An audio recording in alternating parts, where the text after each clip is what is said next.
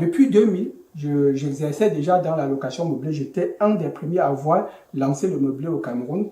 Et progressivement, avec l'arrivée de Airbnb et Booking, je me suis un peu retiré pour mieux réfléchir à ce que je peux offrir aujourd'hui.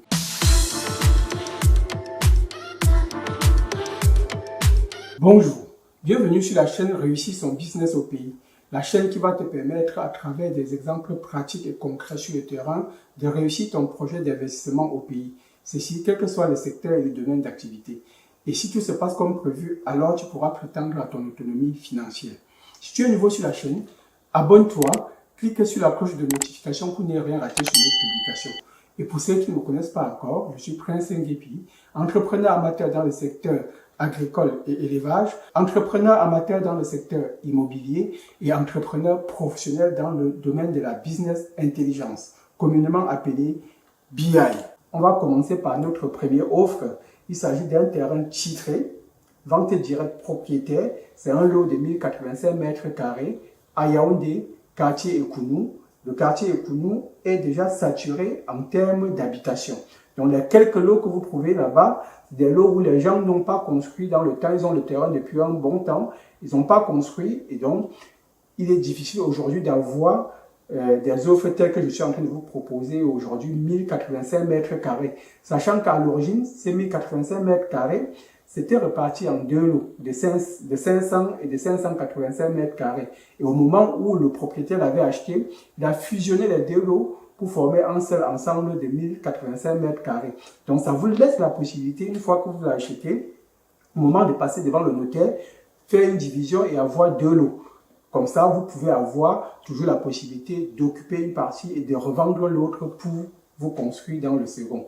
Nous avons vu dans la précédente vidéo notre positionnement dans le secteur immobilier au Cameroun. Il faut déjà savoir que le secteur immobilier est organisé en trois parties. On a d'abord la partie production immobilière, vient ensuite la partie transaction immobilière et enfin la partie gestion immobilière.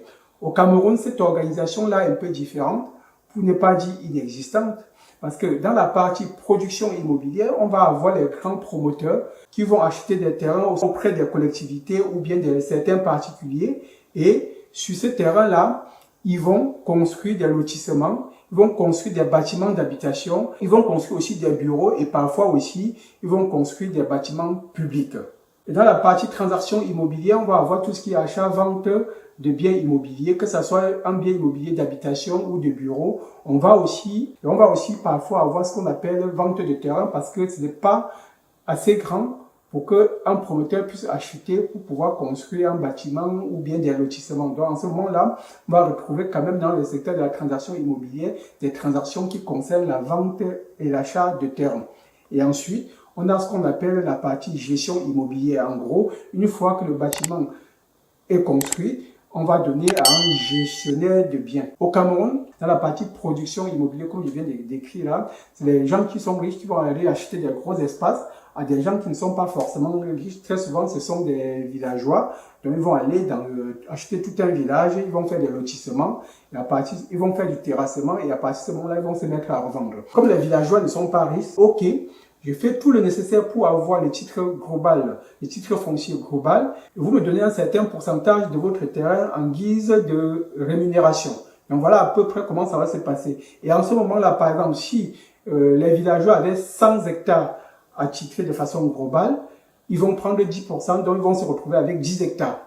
En gros, une fois qu'ils ont les 10 hectares, quand ils ont pris cet engagement, dès qu'ils vont démarrer le processus d'enregistrement et d'obtention de titres fonciers global, ils vont commencer déjà à vendre les parcelles dans leurs 10 hectares. Très souvent, ils vont d'abord commencer à lotir ça, ils vont faire la promotion pour vendre et ça se vend souvent très moins cher parce qu'au moment où un particulier vient acheter, il n'a même pas encore l'attribution de son lot. Il donne juste l'argent en guise de « Ok, tu me donnes telle somme, le moment venu, je te donnerai 1000 mètres carrés. » Donc, en ce moment-là, c'est vendu très peu cher parce que ils ont besoin de l'argent, ils ont besoin du cash flow pour pouvoir financer l'obtention du titre global. C'est un risque parce que s'il n'y arrive pas, celui qui a versé son argent en attendant qu'on lui attribue ces lots-là le moment venu, perd son argent. Donc, c'est aussi un risque que cette personne-là y prend. Mais il achète quand même très très moins cher.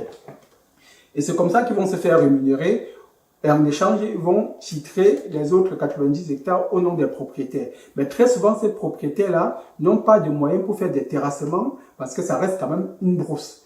Et ces mêmes gens vont venir leur proposer de faire du terrassement parce qu'ils ont des capacités, ils ont des engins, ils ont des dizaines d'engins qu'ils ont achetés, qu'ils ont entreposés, ou bien qu'ils peuvent même louer, sont capables de louer des engins pour faire ce type de travaux-là. Donc, ils vont leur proposer, par exemple, OK, on fait le terrassement et en contrepartie, vous nous redonnez tel pourcentage, tel nombre de lots en guise de compensation.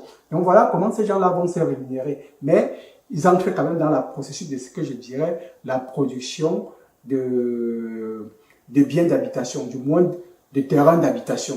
Donc voilà à peu près comment ça va se passer dans la partie production immobilière. En gros, la production immobilière au jour d'aujourd'hui en Afrique, c'est pas encore, ça commence à arriver. On a des gens qui commencent à faire de la promotion pour vendre un certain nombre de biens à construire dans des zones comme la Dibamba du côté du Douala.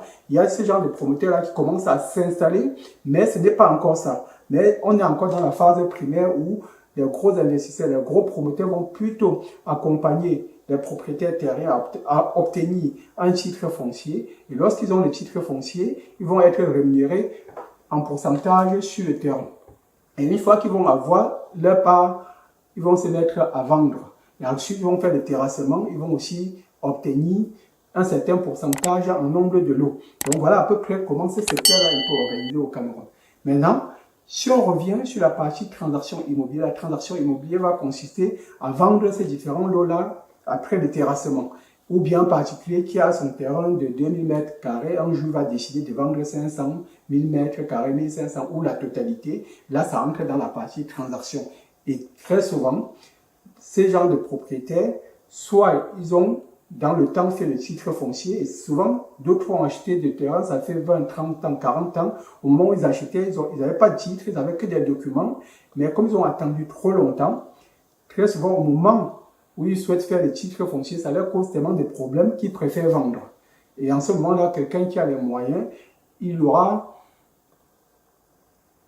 prend quand même un risque parce que non seulement il va acheter le terrain cher, mais en plus un terrain qui n'a pas encore fait de titre foncier et il va aller se battre pour l'obtention de son titre foncier. Donc voilà à peu près ce qu'on peut trouver comme difficulté sur le terrain. Mais il y a d'autres qui ont titré le terrain et au moment où on doit acheter, ils vont s'aligner sur des prix exorsifs. Donc en ce moment-là, le quartier, en ce moment-là où il se trouve, le quartier est déjà habité et même déjà saturé. On ne trouve plus de terrain à vendre. En ce moment-là, celui qui a un titre foncier, au moment où il le vend très très cher. Donc voilà à peu près entre la différence entre les petits particuliers qui ont le terrain avant. Il y a d'autres qui ont eu la sagesse de faire les titres fonciers avant, d'autres qui n'ont pas eu, qui sont même morts. Et c'est leurs enfants, les petits-fils qui doivent même s'occuper des démarches d'obtention. Et tellement c'est compliqué, ils préfèrent même vendre et passer à autre chose. Mais ça reste des opportunités qu'il faudra qu'on regarde ensemble. Je vous dis ciao, à très bientôt.